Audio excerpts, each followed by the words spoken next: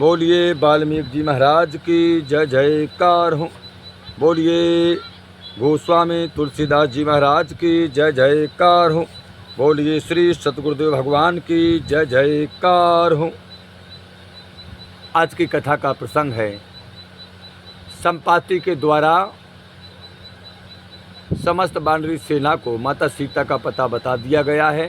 संपाति ने अपनी दिव्य दृष्टि से वहीं बैठ करके लंका में माता सीता कहाँ पर हैं ये सब वानरों को बता दिया।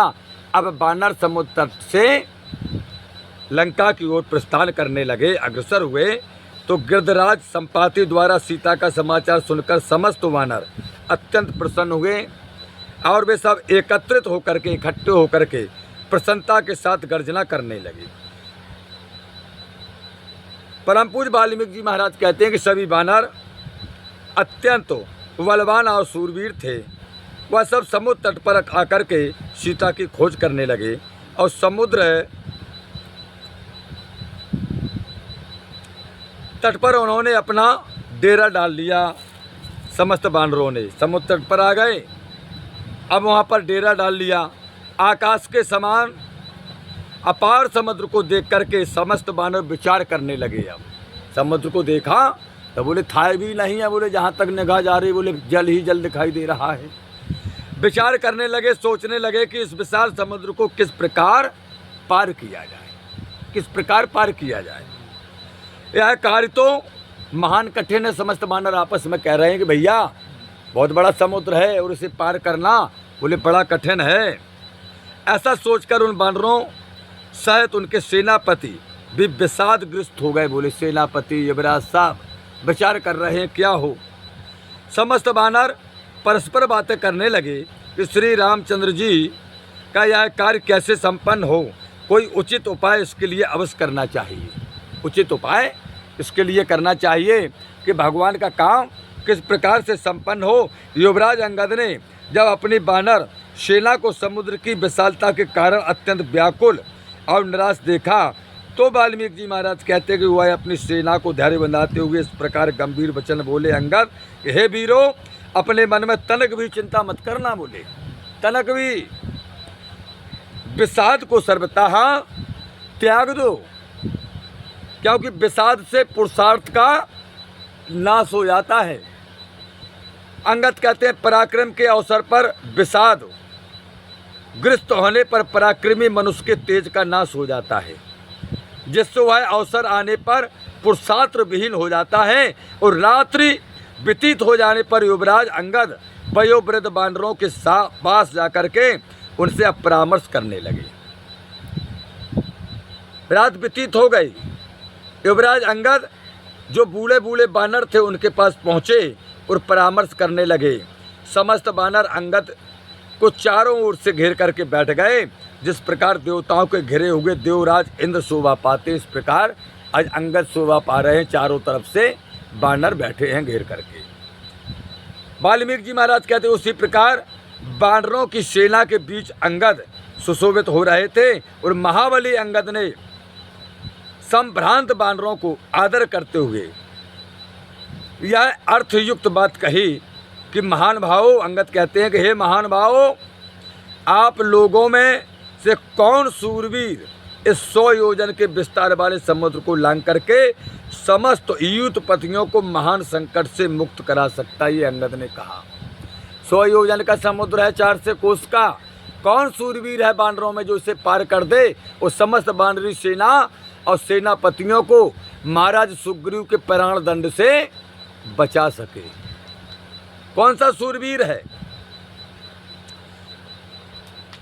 किसकी कृपा से हम सफल मनोरथ होकर के घर लौटने तथा स्त्री बच्चों से मिलने की आशा करें। अंगद कहते हैं, अंगद कहते हैं कि किसकी कृपा से हम सफल मनोरथ करके माता सीता का पता लगा करके अपने भाई स्त्री और बच्चों से मिलने की आशा करें। किसके प्रसाद से हम लोग भगवान श्री रामचंद्र जी तथा तेजस्वी लक्ष्मण सहित स्वामी श्री सुग्रीव जी के समीप प्रसन्नता के साथ पहुँचेंगे। बोले कैसे पहुँचेंगे, अंगद कहते हैं, यदि आप समस्त वानर वीरों में कोई सूरवीर समुद्र लंघन में समर्थ हो, सक्षम हो, तो वह समुद्र लांघ करके हम सबको अभयदान प्रदान करे। बोले जो भी सूरवीर हो, बोले समुद्र को लांघे, माता सीता की खोज करे, पता लगाए, तब हम बच पाएंगे। युवराज अंगद के इस प्रकार के प्रोत्साहन के वचन सुनकर भी समस्त वानर सेना मौन होकर के बैठी रही। किसी भी वानर के न बोलने पर अंगद पुनः कहने लगे कि वीरों, आप सभी वानर महापराक्रमी हैं, अजय हैं। युद्ध में कोई भी पराक्रमी आपकी समता नहीं कर सकता। अंगद कहता कि तुम तो इतने बलवान हो, आप सभी उत्तम कुल में जन्म पाए हुए हो, आपके पराक्रम की समय समय पर अनेक बार प्रशंसा हुई है। अंगद कहते हैं कि आपके पराक्रम की समय समय पर प्रशंसा हुई है। अतएव मैं समझता हूँ सभी वानर समुद्र पार जा सकने में समर्थ हैं, इसलिए समुद्र लंघन की जिसमें जितनी शक्ति हो, बोले जो समुद्र को लांघ सकता है वानर, जिसमें जितनी शक्ति है वह अपनी उतनी ही शक्ति सबके सम्मुख स्पष्ट रूप से बतला दे। अंगद ने कहा। युवराज अंगद की बात सुनकर के सभी वीर वानर अब महाराज अपनी शक्ति का इस प्रकार क्रमशः परिचय देने लगे। गज नामक वानर ने कहा सर्वप्रथम। किसने कहा? एक वानर ने कहा जिसका नाम था गज। गज कहने लगा कि महाराज मैं 10 योजन तक चला जाऊंगा। 10 योजन यानी 40 कोस तक। गवाक्ष ने कहा मैं 20 योजन छलांग मार सकता हूँ। गवाक्ष ने कहा 20 को 80 कोस। सरब नामक वानर ने कहा युवराज मैं 30 योजन तक जाने की शक्ति रखता हूँ। 4 तिया 12 120 कोस। ऋषभ वानर बोला मैं 40 योजन की कुदान भर सकने में समर्थ हूँ। बोले 40 योजन की। 4 को 16 160 कोस। महातेजस्वी गंधमादन ने 50 योजन जाने की बात कही। 5 को 20 200 कोस। मयंद नामक वानर ने कहा कि युवराज मैं अपनी शक्ति के द्वारा 60 योजन की छलांग भर सकता हूँ। 6 को 24 240 कोस। अत्यंत तेजस्वी द्विविद ने 70 और कपिवर सुखैन ने 80 योजन तक जाने की शक्ति बतलाई। क्या हम इतने योजन तक जा सकते हैं? जिसके पास जितनी शक्ति थी सभी वानरों ने अपनी अपनी शक्ति का बखान किया। इन सब की बात सुनकर के सबका आदर करते हुए ऋक्षराज जामवंत जी सबसे बुढ़े थे महाराज सब वानरों में। जामवंत जी बोले क्या बताऊं भैया, युवा अवस्था जब हमारी थी जवानी, तो जवानी में मैं दूर तक छलांग भरने की मुझ में भी शक्ति थी। बोले जितनी दूर की भर सकता था। बोले शक्ति थी, लेकिन क्या करें बुढ़ापा है। ऋक्षराज कहते हैं किंतु अब वृद्धावस्था के कारण असमर्थ हूँ। तथापि भगवान श्री रामचंद्र जी व राजा सुग्रीव जी का कार्य तो अवश्य सफल होना चाहिए। मैं इस अवस्था में 90 योजन चला जाऊंगा। बोले 90 योजन सबसे ज्यादा। ये नए 15-80 योजन के ज्यादा नहीं जा पाए। और जामवंत जी कहते क्या बताएं यार, वृद्धावस्था है लेकिन फिर भी भगवान का कार्य है, तो वृद्धावस्था में बोले हम 90 योजन फिर भी छलांग लगा जाएंगे। 9 को 36 360 कोस। अब 400 कोस को अंतर, 40 कोस को अंतर रहेगा बस। 400 कोस को समुद्र लांग पार करना है, तो 360 तो हमारे जामवंत जी बुढ़ापे पे ना करे। जामवंत जी कहते हैं मैं इस अवस्था में 90 योजन चला जाऊंगा, इसमें तनिक भी संदेह नहीं है बंदरो। तदंतर परम बुद्धि मान अंगद जामवंत का सम्मान करते हुए कहने लगे। अंगद जी ने कहा जामवंत का सम्मान करते हुए कि मैं 100 योजन तक तो जा सकता हूं जामवंत जी। 100 योजन जाना है 400 कोस। तो बोले अंगद जी बोले हम 100 योजन जा सकता हूं जामवंत जी, किंतु लौटकर आने की शक्ति मुझ में नहीं रहेगी। जा तो सकता हूं लेकिन हम लौट करके नहीं आ सकता हूं। बोले जा सकते हो 400 कोस? जामवंत जी बोले हाँ। बोले लौट करके क्यों नहीं आ सकते? कारण क्या है? बोले हमारे पास शक्ति नहीं। बोले नहीं, जब जाने की शक्ति है तो लौटने की भी शक्ति होगी, कारण कुछ और है। तब अंगद कहते हैं कि हे जामवंत जी, हम और अक्षय कुमार साथ में एक गुरुकुल में पढ़ा करते थे। एक बार आपस में लड़ाई हो गई तो हमने जामवंत जी को अंगद जी कहते हैं कि हे जामवंत, हमने अक्षय कुमार को, रावण के पुत्र को बहुत कस के मारा पीटा, लात घूंसों से मारा पीटा, इतना मारा पीटा कि लहू लोहान हो गया। अंगद कहते हैं अक्षय कुमार को, रावण के पुत्र को, एक साथ ही एक गुरुकुल में पढ़ा करते थे। क्या हुआ? बोले गुरुकुल में गुरुओं ने बुलाया, पूछा तो सत सत बताया तो बोले गुरुदेव भगवान ने श्राप दे दी थी कि लंका में अगर तुम किसी से युद्ध करोगे और अपनी मनमानी करोगे तो बोले अक्षय कुमार से तुम हार जाओगे, अक्षय कुमार से हार जाओगे, और किसी से नहीं, अक्षय कुमार से हार जाओगे। और इसलिए श्राप दी कि अक्षय कुमार को रोज चनकटिया देते हम, रोज। बोले क्यों? अरे बोले वो कहता था कि हम लंका के, सोने की लंका है हमारी और हमारे पिताजी उसके राजा हैं कंचन नगरी के। तो बोले मैं भी कहता था कि मैं ऋक्षराज का नाती हूँ, बाली का पुत्र हूँ, और मेरे चाचा सुग्रीव है। बोले कम थोड़ी है उनसे, धमकी दे देते थे। हम कह देते कि तुम्हारे बाप को हमारे बाप बोले जा, मैं कांख में दाब है, बोले पूरे परिक्रमा लगा जाते, बोले हम उनसे दबते, बोले तो हम रोज मारते। बोले इसलिए गुरुजनों ने हमें श्राप दे दी थी कि तुम सबसे जीतोगे लेकिन अक्षय कुमार से हार जाओगे। तो जा तो सकता हूँ, और अगर अक्षय कुमार वहाँ पर मिल गया तो बोले मैं मारा जाऊँगा। इसलिए लौटने में हमें संशय है, शक्ति के कारण संशय नहीं, ये है कारण कि अक्षय मिलेगा तो युद्ध होगा तो हम हारेंगे क्योंकि श्राप ग्रसित है। इसलिए हमें लौटने में शंका है। अंगद की बात सुनकर के महाप्रवीण जामवंत उनसे इस प्रकार कहने लगे कि युवराज, तुम्हारी गमन शक्ति से हम लोग भली प्रकार परिचित हैं। गमन शक्ति से तुम 100 योजन बल्कि 1000 योजन भी जाकर लौट सकते हो, समर्थ हो। 100 योजन नहीं बोले, तुम 1000 योजन जा सकते हो, हमें पता है, तुम्हारी सामर्थ्य है, परंतु तुम्हारा भेजना हम लोग उचित नहीं समझते हैं।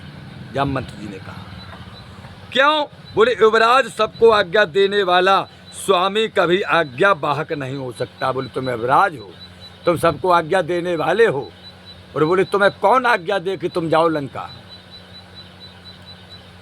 हम सब लोग तुम्हारे सेवक हैं। जामवंत जी ने कहा तुम हमारे स्वामी हो अंगद, अपने स्वामी की सदा रक्षा करना, जामवंत जी कहते हैं, उसकी आज्ञा का पालन करना हमारा पवित्र कर्तव्य है। जामवंत जी कहते हैं अंगद, तुम पर सीता की खोज का दायित्व है, इसलिए तुम्हारे द्वारा ही इस कार्य की सफलता प्राप्त करेंगे, इसलिए इन्हीं में से किसी को समुद्र पार भेजिए। बोले इतने और बंदरा है, तुम तो आज्ञा दो, पालन होगा।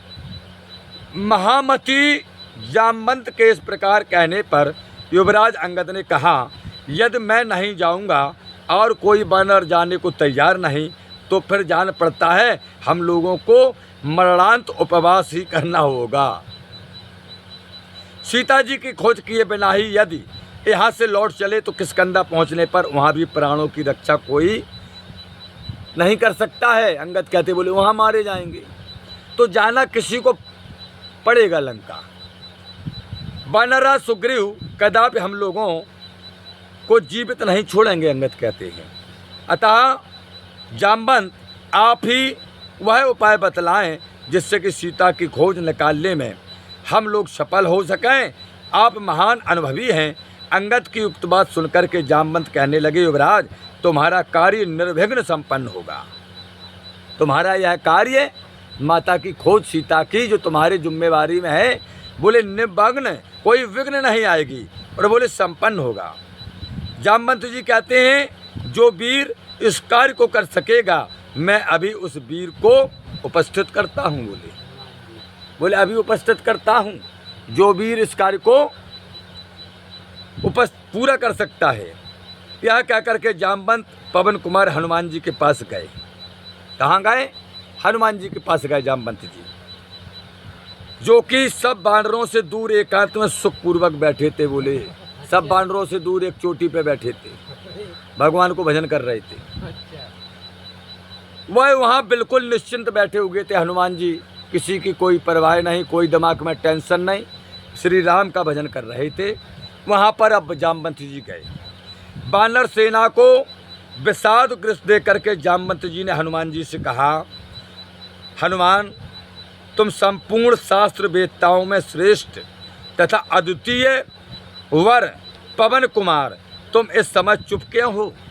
सभी बानरों में श्रेष्ठ हो, अद्वितीय वरदान है तुम्हें, किसी को नहीं है, फिर तुम चुप क्यों हो? क्यों नहीं समय के अनुसार सुझाव हम लोगों को समझाते हो? जामवंत जी ने कहा कि समय को तो देखो, बताओ हमें क्या करना चाहिए। जामवंत जी कहते हैं, हनुमान, तुम तो वानरराज सुग्रीव के समान पराक्रमी और भगवान रामचंद्र लक्ष्मण के समान बलवान एवं तेजस्वी हो। बोले राम लक्ष्मण के समान पराक्रमी बलवान तेजस्वी हो, तुम्हारी गमन शक्ति गरुड़ के समान विख्यात है। जामवंत जी याद दिला रहे हैं, कह रहे हनुमान, तुम्हारी गमन शक्ति जो है गरुड़ के समान विख्यात है, तेज और बल में तुम किसी भी प्रकार उनसे कम नहीं हो। जामवंत जी कहते कि हनुमान, जितना बल उनके पंखों में है गरुड़ जी के, उतना ही बल पराक्रम तुम्हारी इन विशाल भुजाओं में है। जितना बल गरुड़ जी के पंखों में है उड़ने का, बोले उतनी तुम्हारी इन विशाल भुजाओं में है।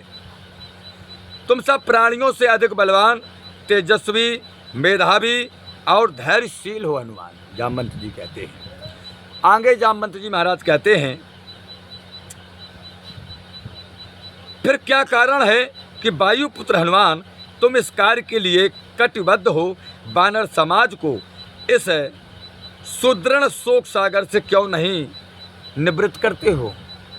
पूरा बानर संप्रदाय शोक में है, निवृत्त करो।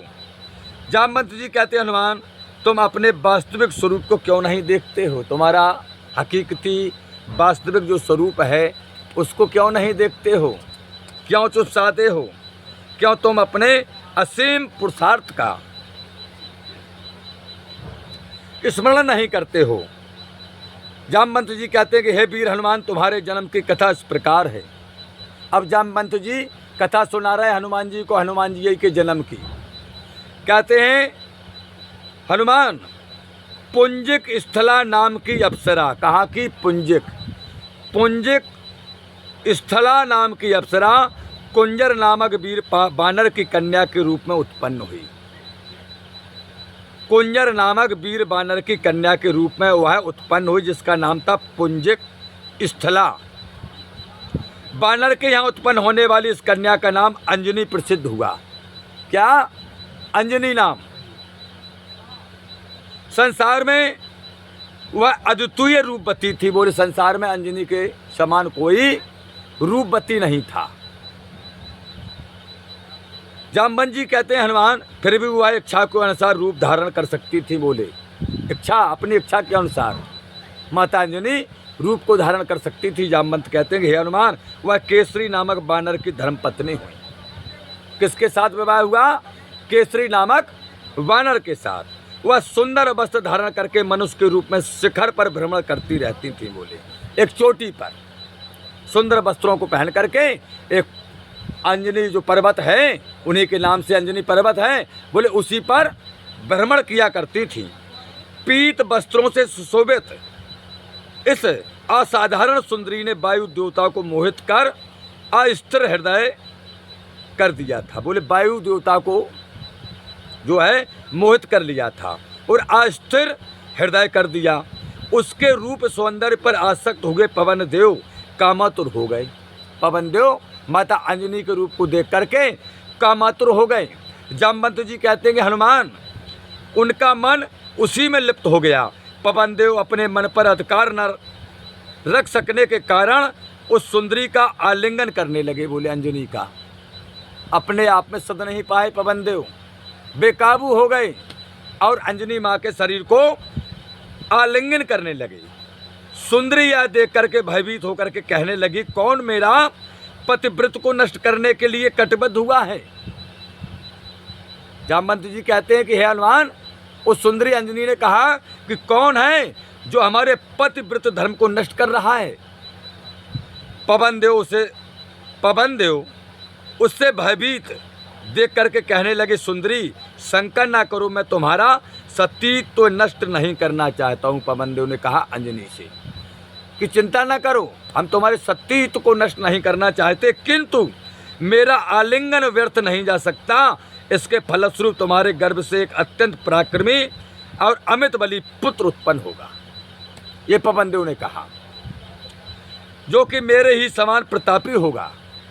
इस प्रकार वायु देवता के मानसिक संपर्क से अंजनी ने तुम्हें एक गुफा के भीतर समय पूर्ण होने पर जन्म दिया है। जामवंत जी कहते हैं, इस प्रकार वायु देवता के मानसिक संपर्क से, मन से संपर्क किया है वायु देवता ने। वायु देवता के मानसिक संपर्क से अंजनी ने, हे हनुमान, तुम्हें एक गुफा के भीतर समय पूर्ण होने पर, जब समय पूरा हो गया तो जन्म दिया है। जामवंत जी कहते, हनुमान, बाल अवस्था में एक दिन उदयकालीन सूर्य को देख करके तुमने उसे भी एक फल समझा। बोले, तुम्हारी छोटी अवस्था थी, सूर्य भगवान उग रहे थे लाल लाल, तुमने फल समझा। उसे लाने की इच्छा से तुम सहसा आकाश में उछल गए। बोले, हम तो इसको लाएंगे। जामवंत जी कहते, हनुमान, तुमने उछाल लगा दी। जामवंत जी कहते, 300 योजन ऊंचाई पर पहुंचने के पश्चात सूर्य के असह ताप से अत्यंत आक्रांत होने पर भी तुम विचलित नहीं हुए। बोले, इतना तेज था सूर्य भगवान का, लेकिन तुम विचलित नहीं हुए, बल्कि तुम अंतरिक्ष में जाकर के सूर्य के निकट पहुंच गए।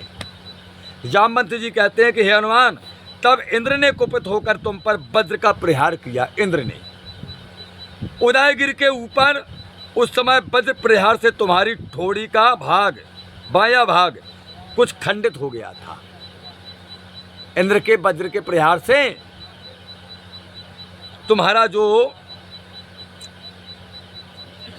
ठोड़ी का बायां भाग था, बोले, खंडित हो गया। बस उसी समय से तुम्हारा नाम हनुमान पड़ गया, उसी समय से। जामवंत जी कहते हैं कि हनुमान, पवन देवता तुम पर इंद्र का वज्र प्रहार देख करके क्रोधित हो गए। उन्होंने तीनों लोकों में बहना बंद कर दिया, हवा बंद तीनों लोकों में। पवन देव गुस्सा हो गए इंद्र के ऊधम से। बोले, हमारे पुत्र के ऊपर तुमने वज्र का प्रहार किया, बोले हम सबको मार डरावे हाल। हवा बंद तीनों लोकों की कर दी पवन देव ने। फिर क्या था, तीनों लोकों में कोहराम मच गया महाराज, हाय कंपला मच गया। सभी देवता व्याकुल हो गए और समस्त लोकपाल वायु देवता को अब मनाने लगे। सभी लोकपाल वायु देवता को मनाने लगे। उस समय वायु देवता के प्रसन्न हो जाने पर तुम्हें ब्रह्मा जी ने यह वरदान दिया, हनुमान, कि तुम युद्ध भूमि में शस्त्रों से नहीं मर सकोगे। बोले, कोई शस्त्र तुम्हें नहीं मार पाएगा। बोले, ब्रह्मा जी ने तुम्हें वरदान दिया है। जामवंत जी कहते हैं।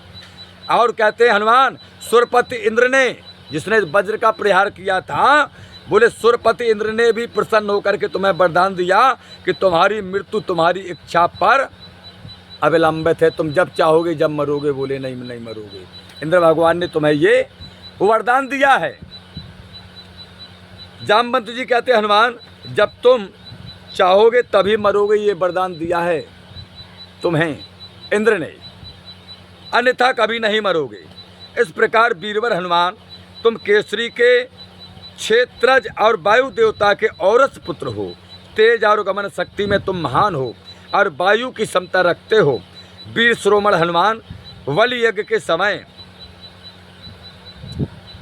तथा भगवान वामन ने जिस समय पग बढ़ाया था, मैंने समस्त पर्वत, वन और काननों यानी जंगलों सहित इस समूची पृथ्वी की 21 बार यानी प्रदक्षिणा की थी। 21 बार जामवंत जी कहते हैं, 21 बार पृथ्वी की प्रदक्षिणा की थी हमने। नहीं, जामवंत जी ने, जब वामन भगवान ने पृथ्वी नापी थी तब। हाँ, बाली ने दान में दी थी वामन भगवान को पृथ्वी। जब वामन भगवान ने पृथ्वी नापी तो कहते हैं जामवंत जी के हमने 21 बार पृथ्वी का चक्कर लगाया था और समुद्र मंथन के समय भी मैं अत्यंत बलवान था। बोले जब समुद्र मंथन हुआ, बोले जब तो हमारी जवानी थी, अत्यंत बलवान था। जामवंत जी कहते हनुमान किंतु पवन पुत्र अब तो मैं वृद्धावस्था से बसीभूत हूँ, बोले बूढ़ा हो गया हूँ, करूँ तो क्या करूँ, मुझ में वह बल पराक्रम और साहस अब भी नहीं रह गया है। इस समय हम समस्त बानरों में तुम ही वीर शिरोमणि हो। जामवंत जी कहते हैं कि हनुमान जितने भी बानर हैं, बोले कहने की तो बात है लेकिन तुम ही वीर शिरोमणि हो। जामवंत जी कहते हैं हनुमान तुम ही अपने अजय बल पर इस विशाल समुद्र में कूदो और तुम्हारा पराक्रम देखने के लिए सभी बानर उत्कंठित हैं। कूद जाओ, छलांग मारने वालों में तुम सर्वोपरि हो हनुमान, इसलिए हे हनुमान उठो, वेग समस्त प्राणियों से बढ़कर है, वेग समस्त प्राणियों से बढ़कर है, वेग उठो। बानर सेना इस समय शोक सागर में डूब रही है हनुमान, फिर क्यों विलंब कर रहे हो, उठो हमारा सबका उपकार करो। जामवंत जी कहते हनुमान जिस प्रकार भगवान विष्णु ने पृथ्वी को नापने के लिए पग बढ़ाए थे, उसी प्रकार तुम भी अपने पैर बढ़ाओ और अपना पराक्रम दिखाओ। वयोवृद्ध जामवंत के द्वारा इस प्रकार प्रोत्साहन पाकर के वीर शिरोमणि हनुमान ने अपना विशाल रूप बानरों को दिखलाया और बानर दल हनुमान को समुद्र लंघन के लिए तैयार देख करके अत्यंत प्रसन्न हुए। आज की कथा का समापन, कल की कथा में हनुमान जी समुद्र को लांघेंगे। हे प्रभु आनंद दाता ज्ञान हमको दीजिए, शेर गुसारे दुर्गुणों से दूर हमको कीजिए, लीजिए हमको शरण में हम सदाचारी बने, ब्रह्मचारी धर्म रक्षक वीर वृत्तधारी बने।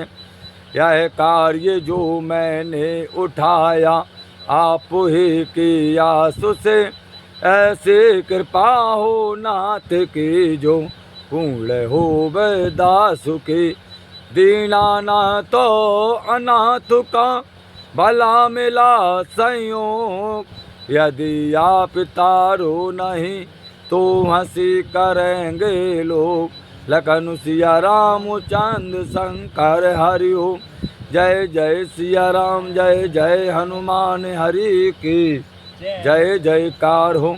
बोलिए गणेश जी महाराज की जय जयकार हो, बोलिए सरस्वती मैया की जय जयकार हो, बोलिए गिरजापति शंकर भगवान की जय जयकार हो, श्री खेरापत सरकार की जय जयकार हो, यमुना मैया की जय जयकार हो, सिद्ध बाबा महाराज की जय जयकार हो, मनसला मैया की जय जयकार हो, बोलिए पथरी धाम की जय जयकार हो, गुरुदेव भगवान की जय जयकार हो, अपने अपने माता पिता भाई बंधु गुरु भगवान की जय जयकार हो।